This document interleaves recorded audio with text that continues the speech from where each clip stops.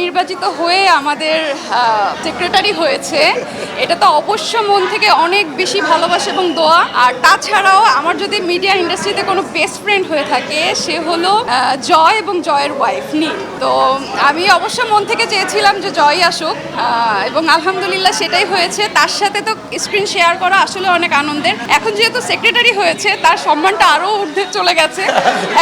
এখন কাজ করতে পারলে আরও বেশি ভালো লাগবে, কারণ জয়ের জনপ্রিয়তা আগে থেকে আরও অনেক বেড়েছে। সো আশা করি আমাদের নতুন কোনো কাজ হলে দর্শকও পছন্দ করবে। এটা নিয়ে আমার অনেক বেশি প্রত্যাশা, কারণ মুভিটা আসলে অনেক সুন্দর, গল্পটা অনেক সুন্দর। পরিচালক হচ্ছেন মুনতাজুর রহমান আকবর স্যার। জীবন অবাক না করলে কে করবে? 28% মিল্ক ফ্যাটের অবাক করার সাথে ফ্রেশ মিল্ক পাউডার। জীবন অবাক করুক প্রতিদিন। এবং ওনার গল্পে কাজ করার সৌভাগ্য হয়েছে, এই জন্য আমি অনেক বেশি লাকি। আশা করি গল্পটা, সিনেমাটা সবার কাছে অনেক ভালো লাগবে এবং দর্শকরা যেরকম বসে আছে আগ্রহ নিয়ে আমার মুভি দেখার জন্য, সেম আমিও এখন দর্শক হয়ে গেছি। আমার সিনেমা কবে হলে আসবে।